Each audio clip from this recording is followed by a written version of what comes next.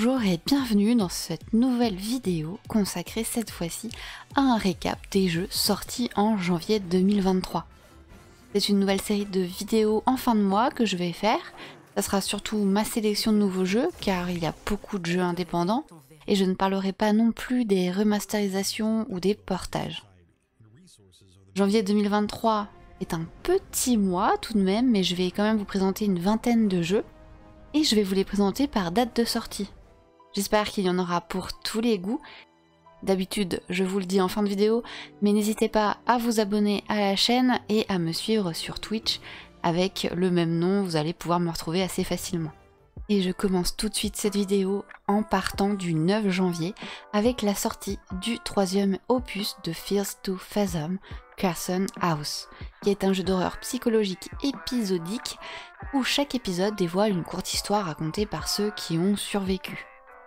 Et dans cet épisode, on va incarner Noah Baker, un jeune de 18 ans qui a reçu une petite offre d'emploi pour le PDG d'une entreprise de médias locale.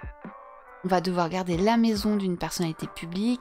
Il ne fallut pas longtemps avant que notre personnage ne commence à ressentir quelque chose de troublant à propos de la maison. Fears to Fathom est disponible à 3,99 € sur PC. Et j'enchaîne avec les jeux sortis le 11 janvier avec Children of Silent Town.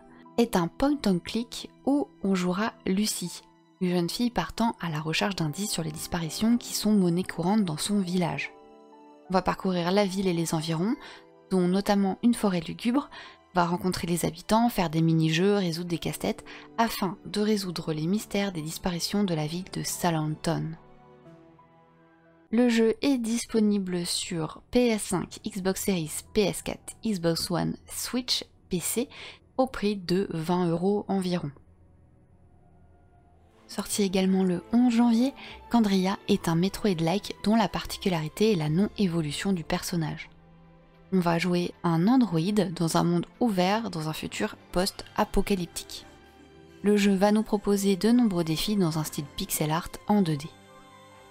Malheureusement pour le moment, le français n'est pas dispo, mais il est disponible sur PC au prix de 16,79 €. Je vous en ai déjà parlé dans mes jeux que j'attendais pour 2023 avec Aquatico, sorti le 12 janvier dernier. C'est un city builder de survie se déroulant tout au fond de l'océan. La surface terrestre est devenue inhabitable, forçant l'humanité à chercher un nouveau départ dans les profondeurs marines. Et après avoir découvert un monde sous les flots, une toute nouvelle vie est à portée de main. Mais survivre au danger de l'océan n'est pas si simple. On va construire une cité océanique pour échapper à un monde en péril. Il va falloir bâtir des dômes, protéger nos habitants des menaces des abîmes. Aquatico est disponible au prix de 24,99 € sur PC. Et maintenant, on va faire du kart avec Kart Rider Drift, sorti le 12 janvier dernier. C'est un jeu de course de cartes, évidemment, free-to-play et cross-platform, puisque les joueurs PC, Xbox One, PlayStation et mobile pourront jouer ensemble. On va pouvoir personnaliser nos personnages et nos cartes, défier nos amis en multijoueur local ou dans le monde entier grâce aux fonctionnalités en ligne disponibles dans le jeu. Et comme dans Mario Kart, nous pourrons envoyer des objets tels que des lance-roquettes, des bombes à eau et même des ovnis sur nos adversaires. Et on continue avec les jeux sortis le 12 janvier avec Lone Ruin, qui est un jeu de type roguelite twin stick. On va jouer un explorateur à la recherche d'un pouvoir millénaire. Et on va devoir s'aventurer dans les ruines d'une cité ancienne pleine de magie. On va devoir éliminer les monstres qui nous barreront le chemin afin d'atteindre le centre de Lone Ruin et libérer la cité de la corruption. Le jeu est disponible sur Switch et PC pour environ 11 €. Le lendemain, le 13 janvier, est sorti plusieurs jeux, dont Under Dungeon. Under Dungeon est un Zelda-like en 1 bit, où on va incarner un petit chaton tout mignon, Kimuto, armé d'une épée, et nous serons embarqués pour notre premier jour de travail dans un donjon afin de se débarrasser des monstres. Embarqués dans l'aventure avec des nombreux secrets à découvrir, le tout saupoudré de touches d'humour. Malheureusement, le français n'est pas disponible non plus, et il est disponible sur PC, Xbox Series et One et Nintendo Switch au prix de 12 €. Pour les fans de manga et notamment de One Piece Odyssey est le nouveau jeu de Bandai Namco sorti le 13 janvier dernier. qui nous plonge évidemment dans l'univers de la franchise One Piece. Dans ce RPG classique, Luffy et son équipage naviguent sur les mers du Nouveau Monde en quête de nouvelles aventures. Mais une tempête arrive et ils s'échouent sur une île.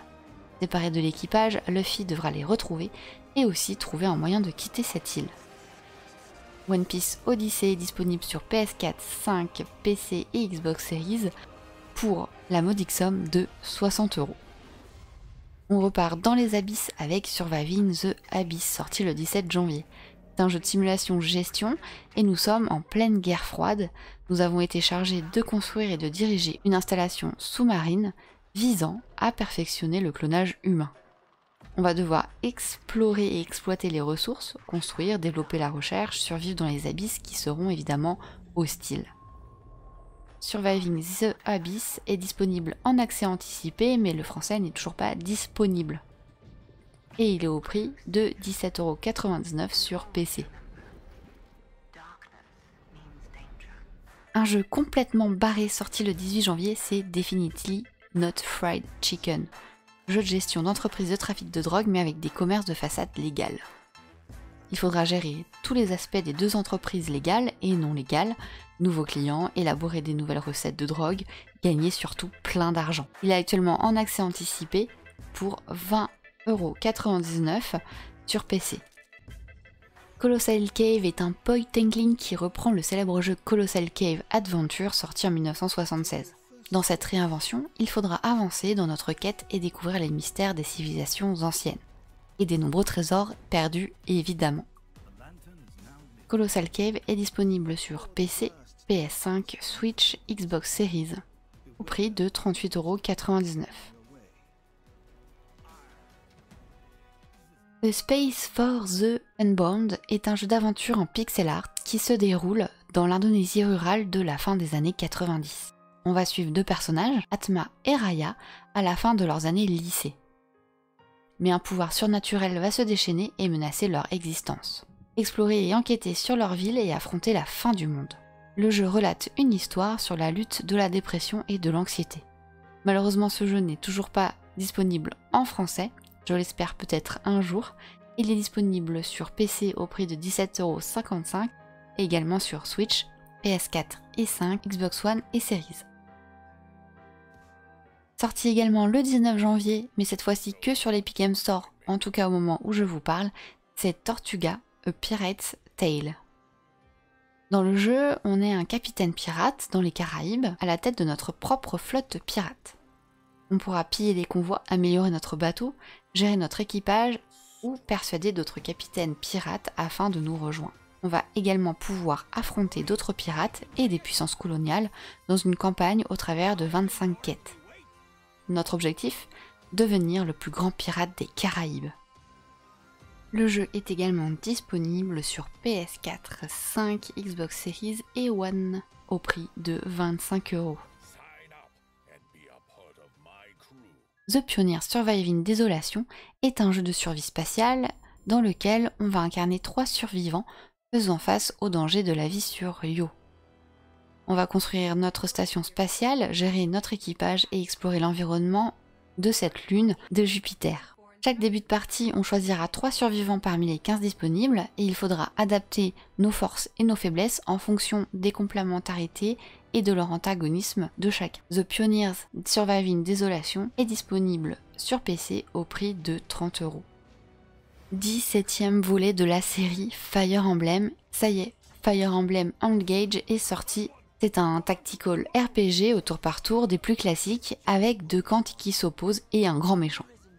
Dans cet opus, on incarne un fils ou une fille de Lumera qui s'éveille d'un sommeil de 1000 ans pour empêcher le retour du dragon déchu. On va donc devoir collecter des anneaux magiques nommés emblèmes contenant les esprits de héros d'autres mondes pour l'assister dans sa quête. Fire Emblem Engage est disponible donc sur Switch au prix de 60 €. Un jeu dont on attendait beaucoup qui est sorti le 24 janvier, c'est Forspoken. On va jouer Frey, une New-Yorkaise qui va se retrouver téléportée et coincée dans un autre monde, celui d'Atia.